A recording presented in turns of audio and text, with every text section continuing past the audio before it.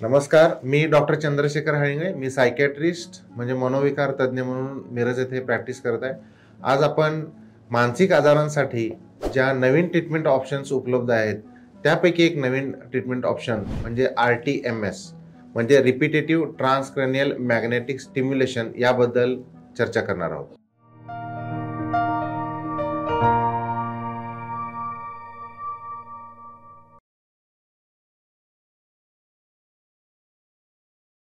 आपण सर्वजण जाणतो की कोणताही मानसिक आजार हा केमिकलच्या इम्बॅलन्समुळे होतो आणि कोणतेही न्यूरोट्रान्समीटर्स तर सेरोटोनिन, डोपामिन आणि नॉरएपिनेफ्रिन मेंदूचा जो प्रीफ्रंटल कॉर्टेक्स आहे म्हणजे समोरचा भाग आहे याच्यामध्ये शक्यतो बिघाड निर्माण झालेला असतो.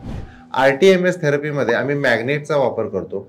डोक्याला बँड आम्ही लावतो. साधारणपणे 20 ते 40 मिनिटाचा हा सेशन असतो आणि याच्यामध्ये मॅग्नेटिक फील्ड तयार करून मेंदूच्या त्या प्रीफ्रंटल कॉर्टेक्सच्या काही भागामध्ये ज्या पेशी किंवा कोशिका आहे म्हणतो किंवा न्यूरॉन्स म्हणतो त्याला आम्ही ॲक्टिवेट करतो आणि त्याच्यामुळे केमिकलचा जो डिस्टर्बन्स झाला आहे तो नॉर्मल होण्यास मदत होते आणि त्यामुळे मानसिक आजारांसाठी उपचार करण्यासाठी ही ट्रीटमेंट ऑप्शन्स ही सक्सेसफुल होऊ शकते. आता RTMSचा वापर हा कधी करू शकतो आपण, तर हा नवीन ऑप्शन अवेलेबल आहे. पूर्वी असं म्हणायचे की फक्त ड्रग थेरपी अवेलेबल होते, काउन्सिलिंगचा पण वापर केला जातो. तर RTMSचा वापर हा ड्रग्ज बरोबर म्हणजे फार्माकोथेरपी बरोबर जर जोडून केला तर सक्सेस हा चांगला आहे. रिझल्ट हा लवकर मिळू शकतो, म्हणजे फरक जास्ती पडू शकतो, औषधही कमी लागू शकतात आणि पुन्हा होण्याचा आजार पण शक्यता कमी आहे. आता होतं काय की फक्त RTMS वापरू शकतो का, तर नाही.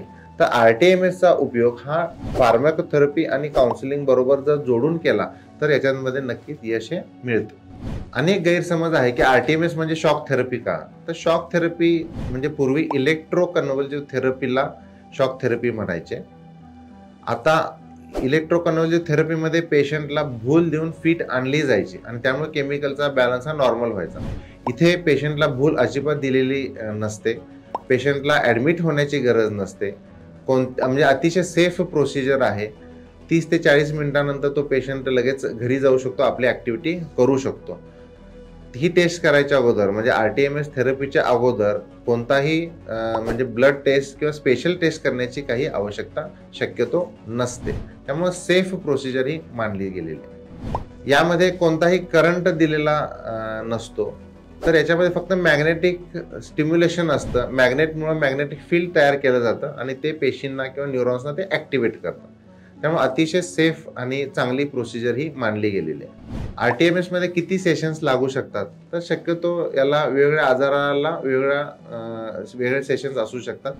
शक्यतो 15 ते 20 सेशन्स लागतात. पल्सेसवर त्याचा काउंट केलेला असतो, त्यामुळे वेगवेगळ्या आजाराबद्दल वेगळा डोस हा कन्सिडर केला जातो. शक्यतो रोज जर हे सेशन घेतलं तर जास्ती फायद्याचं ठरतं. प्रॅक्टिकली काही पेशंटना अल्टरनेट डे किंवा आठवड्यातनं 2-3 वेळा ते शक्य असं म्हणतात, पण शक्यतो पेशंटनी रोज जर याचा सेशनचा जर वापर केला तर नक्कीच फायद्याचं होऊ शकतं. रोज सेशन हवा असेल तर जवळच्या पेशंटना हे शक्य आहे. दुसऱ्या गावचे असतील, लांबचे असतील तर त्यांना प्रॅक्टिकली थोडं डिफिकल्ट आहे.